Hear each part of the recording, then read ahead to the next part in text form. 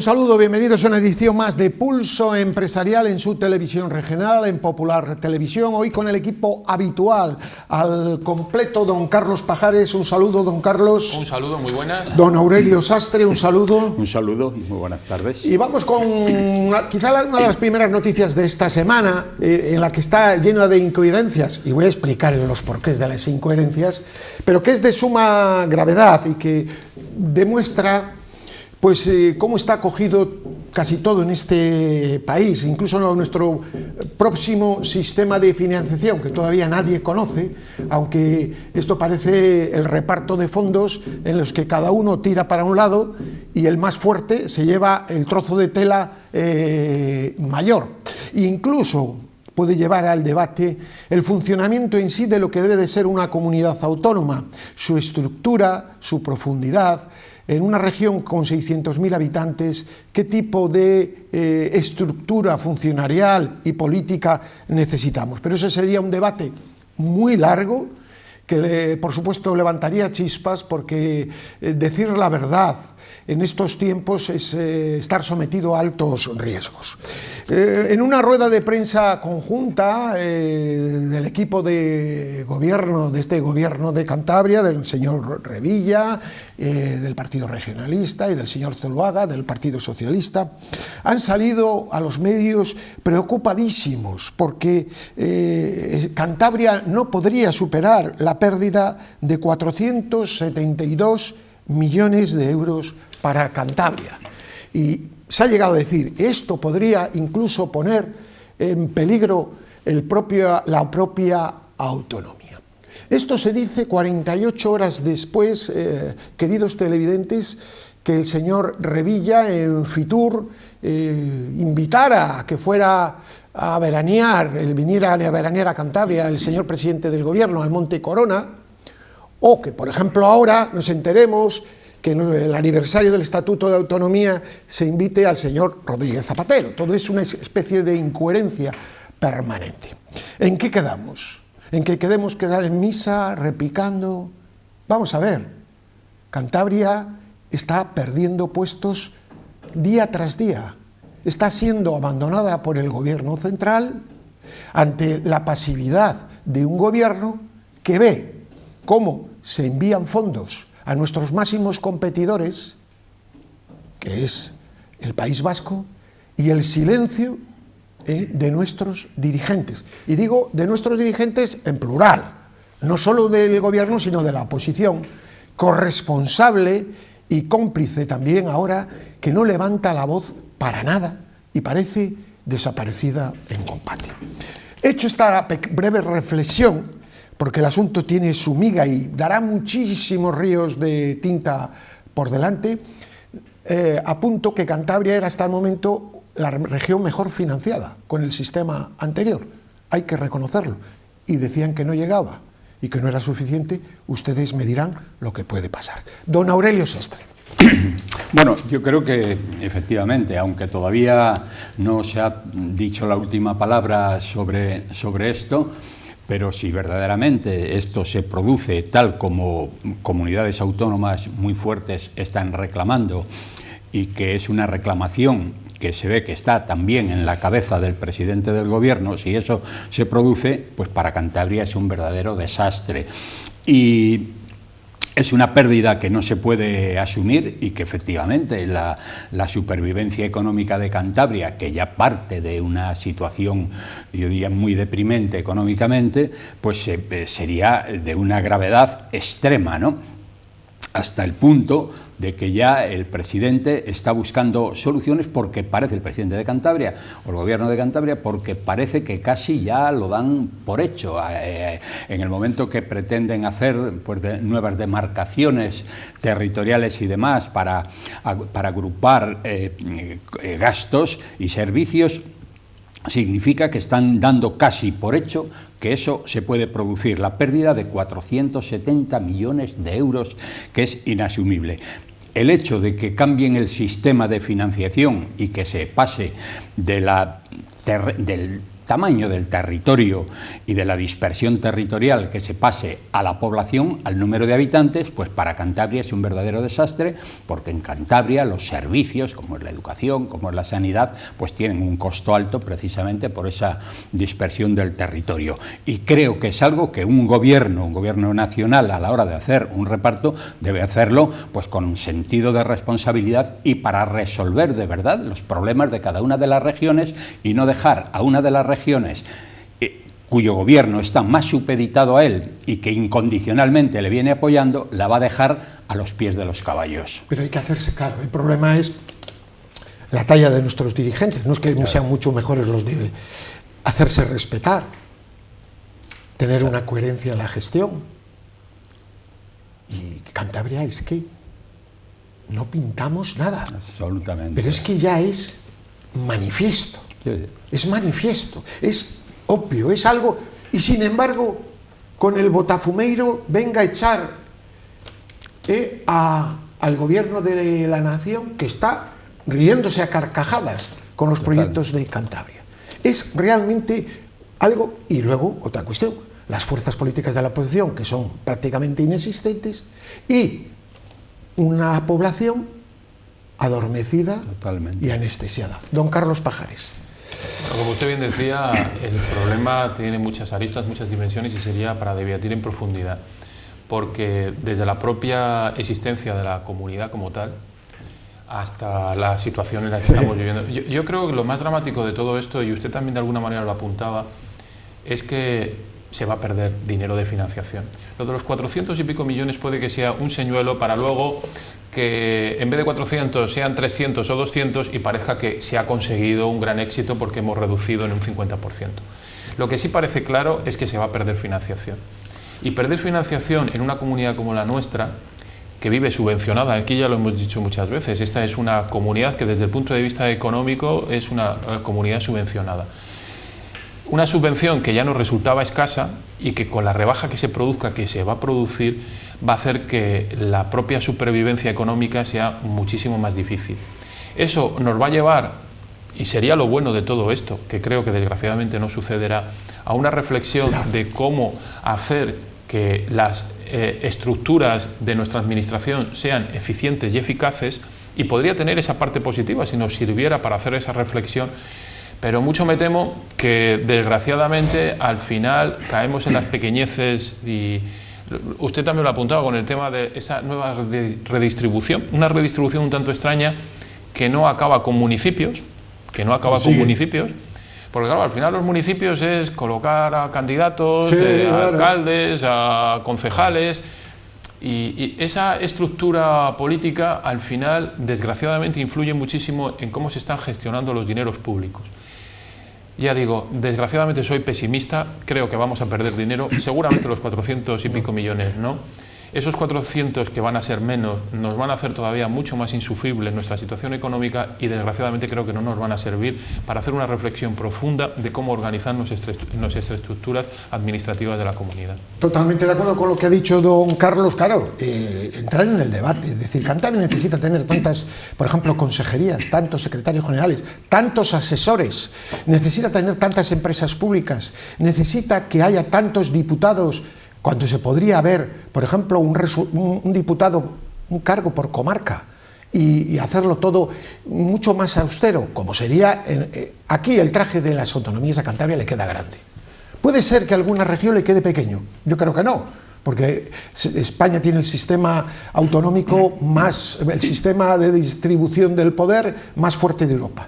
Pero lo que sí sé seguro es que el traje fue para que aquellos que firmaron, lo que querían ellos era tener cargos y figurar. Bueno, Podemos, ahora que se celebra el estatuto, los que lo vivimos y sabemos el sentido de autonomía que tenía la región de Cantabria, podríamos empezar a decir la verdad.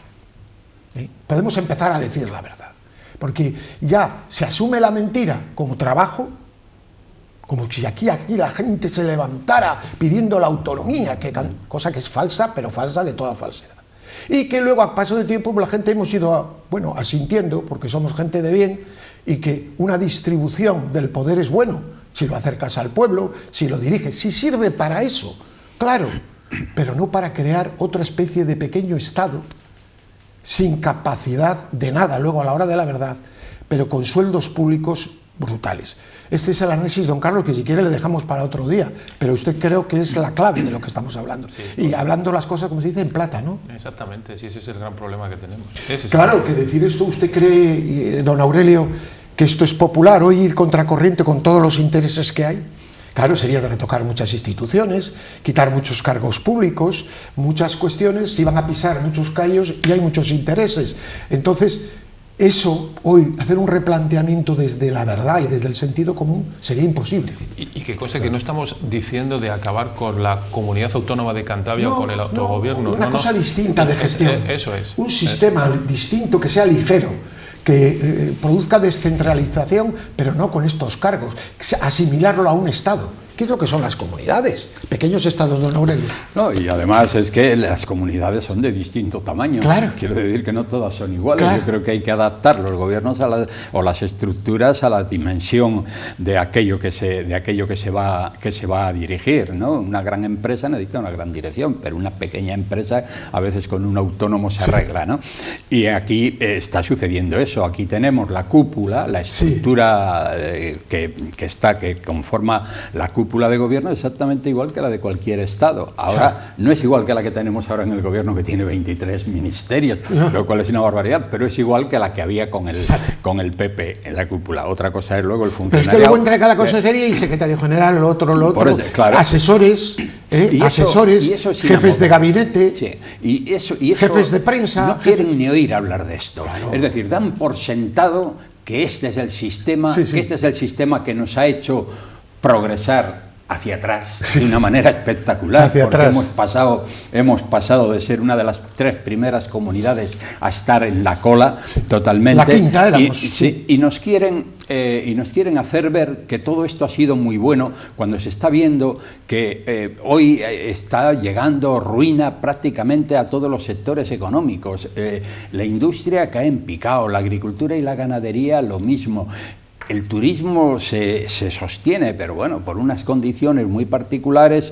Y en fin, quiero decir que esta gran estructura de gobierno que tenemos aquí, de funcionariado, es una losa que hoy yo creo que una región tan pequeña como Cantabria no puede sostener. Y creo que sería lo primero que deberían plantearse hoy los gobernantes, ver cómo adelgazan esta estructura de gobierno que tenemos aquí, donde prácticamente hay una parte importantísima de los presupuestos de Cantabria que se quedan precisamente en los pañales del niño. Pedía la palabra. Lo que quería decir es que precisamente esa losa es la que nos hace perder influencia en Madrid y tener protagonismo. ¿Qué ocurre? Cuando tú al final necesitas de los presupuestos generales del Estado para poder afrontar las grandes infraestructuras e inversiones que necesitas, al final te conviertes en un pedigüeño de Madrid, porque tú, por tus propias competencias y posibilidades económicas, no puedes hacer absolutamente nada. El presupuesto de Cantabria se va para mantener la estructura básica de esa administración que está sobredimensionada. Al final, esa propia losa es la que nos hace ser también poco influyentes y ser prácticamente nada. Bueno, y un tema que además me han dicho varios televidentes, hay que tocarlo, dice, porque lo estamos pasando mal, el tema de precios. Las subidas de precios, la inflación que nos come, los sindicatos deben de estar en Maribú de vacaciones, sí, pero que van a sitios ya todavía más exóticos, por eso van a Maribú, no van a otros sitios que podamos ir los demás. Ante la inflación mayor que estamos teniendo en los últimos 20 años en España, que hace que muchas personas cuando llega el día 20 ya digan, bueno, nos quedan 10 días del mes, ¿cuándo vamos a comprar esto en el supermercado, esto barato para acabar? Vamos a mirar esto, etcétera. Bien, pues ahí se ve el consumo, cómo están las ciudades, etcétera. Bueno, pues sale el señor presidente hablando, los jubilados han subido los precios, han subido las pensiones, menos que la inflación. Pero a lo que me voy es al drama social silencioso que se está produciendo. estamos empobreciéndonos todos, menos unas clases de élites, a marchas forzadas en medio del silencio. Es algo muy curioso, que no ha ocurrido en España nunca, que es peligroso y que demuestra hasta qué límite la manipulación, que cada vez se ve más clara, de los medios de comunicación y de las élites políticas con otras colaboraciones, están llevando este país y a otros de Europa a un auténtico desastre, a un desastre humano, a un desastre social, a un empobrecimiento general, y mediante grandes lemas, lo verde, lo otro, lo no sé qué, lo tecnológico, están empobreciendo las sociedades. Esa es la auténtica realidad del análisis. Es como si estuvieras llevando a través de las carreras de galgos, que ponen un aparato que va siguiendo las carreras de galgos, pues así se va llevando a la población hacia la pobreza en medio del silencio. Don Carlos. A mí fíjese lo que le voy a decir, me encantaría que este silencio fuera la reflexión de una sociedad que está sintiendo lo que ella misma ha producido. O sea, si no queremos centrales nucleares, no queremos quemar carbón, lo queremos todo verde, lo queremos todo maravilloso, eso tiene un coste. Si queremos tener una administración sobredimensionada, si queremos que nos lo paguen absolutamente todo, eso tiene un coste. Coste que al final se refleja en eso, una deuda pública galopante, que al final hace que con la subida de la inflación todavía nos tengan que subir más los impuestos, que es lo que están haciendo, porque como no se adelgaza la administración, no suben los impuestos. Esos impuestos los pagamos todos, y lo pagamos también vía subida de precios. Queremos energías limpias cuando no hemos hecho un mínimo esfuerzo, y además es que hoy tener un autoconsumo de energías limpias no lo tiene nadie. No lo tiene nadie. No lo tiene ni siquiera Noruega o Suecia, que tienen saltos de agua. Ni es previsible en 40 o 50 años. Tampoco. Pues bueno, si cierras las plantas de cogeneración, si cierras las nucleares, si no haces nada, al final eso cuesta. ¿Y cómo cuesta? Empobrecimiento. Me gustaría que influyeran eso, en el tema de las capas medias, las capas medias, intermedias, cada vez el silencioso. Usted lo verá en su casa. Por supuesto, porque además siempre lo hemos dicho, la inflación es el impuesto de los pobres. No es lo mismo, y eso es de perogrullo, el mismo 5% no afecta a quien gana 3.000 que al que gana 1.000. Claro. ¿Quién lo va a pagar? Porque además, esto que no le quepa la menor duda a nadie, que independientemente de las subidas que pueda haber en los convenios colectivos, esto lo va a pagar la clase trabajadora. Y además, como no rompamos este ciclo, esto lo que va a llevar es, para acallar esa posible situación de alarma social, gasto más dinero público para llenar bocas o tapar bocas, en este caso, genero más deuda y vuelvo otra vez a entrar en un círculo no precisamente beneficioso, sino en un círculo pernicioso de la economía, que lo que te lleva es lo que hemos dicho siempre: Argentina, Venezuela, Cuba. Don Aurelio, entrando por el tema, que yo creo que el enfoque es correcto, pero también decir el tema cómo está tocando a las clases medias, a las trabajadoras, al pequeño empresario, cómo está afectando esto, cuándo le afecta a usted personalmente, a todos nosotros. Sí, yo creo que la situación es dramática y es muy sostenida en el tiempo. Esto está haciendo que la gente, lo mismo que pasa con el dolor, que va aumentando su umbral y va haciéndose mucho más tolerante a la situación. Sí, la gente ya ha perdido prácticamente la esperanza, ve que no tiene capacidad de reacción, y que aquella pequeña reacción que se podía dar en un principio y que a cualquier gobierno sensible podía hacerle cambiar y adoptar nuevas formas para ir cortando de alguna manera esa deriva hacia la pobreza, resulta que la gente ve que todo eso no ha tenido ningún efecto y lo está asumiendo con resignación. O sea, la gente... luego hay una cosa que significa... parece que la pobreza marca a la gente y nadie quiere ir de pobre por la vida. Entonces, ¿qué pasa? Que cada uno en su casa, en su sayo, digamos, que hace lo que hace, que aparenta que su pobreza no llega a ese nivel, y de ahí usted ve a la gente por la calle, ve tristeza, pero al mismo tiempo no ve que la gente se lamenta en exceso, o sea, que la gente va tolerando, va haciéndose tolerante, lo que decía, como al dolor, tolerante a la pobreza. Pero sobre además, todo, ha perdido la esperanza. O sea, sí. En este momento el gobierno que tenemos no genera ninguna esperanza en cuanto a que la situación va a mejorar, porque estamos en plena caída, con una inflación del 6% en los últimos meses, hace que efectivamente el poder adquisitivo de la gente, la cesta de la compra, pues se haya reducido de una manera espectacular. Pero además, hablamos de un 6% de inflación, pero que en los precios de primera necesidad puede hablar de un 10, aceite de oliva un 20, 15, un 20, la energía, que eso sí que lo consume todo el mundo, está absolutamente disparada, pero no se ve, como usted decía, una reacción de la gente en función de la situación que se está viviendo, cuando todos los datos dan unos índices de pobreza ya alarmantes, que ya se supera el 20%, nos aproximamos al 30% de personas en situación de exclusión, deriva hacia la exclusión, ¿no? Así es que la falta de reacción de la gente también está condicionando esto. Y usted ve actitudes prepotentes en el gobierno. Usted veía ayer al presidente y dice, bueno, esto marcha maravillosamente. En el gobierno y en muchos presidentes de comunidades autónomas de diferente signo. Lo mismo, claro. Que son irresponsables, sí. Porque vamos a dedicar, porque la luz se va haciendo poco a poco, un programa especial sobre la pandemia y cómo la búsqueda de la verdad va dando resultados. Sí. Vemos como Suecia, que prácticamente no tuvo confinamiento, ha sido el mejor gestor. Ni cierres, ni nada, no hubo... el país ha salido, Dinamarca, que ha decretado ya que el fin de la pandemia. Y como los países que más han cerrado, han prohibido, han estigmatizado, han llevado a los países a una situación más deplorable. Eso se ve en Estados Unidos, en los estados republicanos que no han tomado medidas y que van muchísimo mejor. Pero es obvio que hay un cinturón de silencio.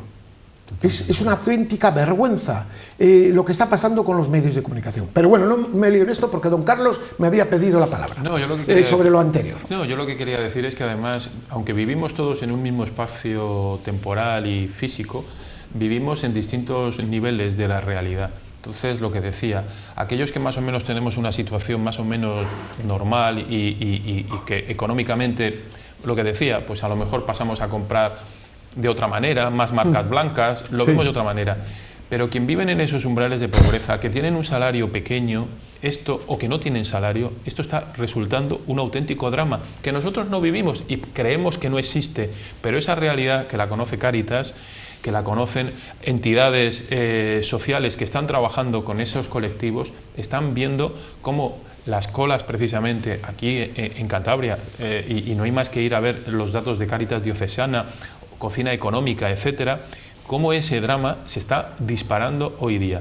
Y lo que también decía don Aurelio, es sorprendente cómo puede el gobierno hablar de unas maravillosas datos de empleo que habría que matizar, no sé si en algún momento... Queda un minuto, no, lo que diga que empleo público en un no sé cuánto por ciento.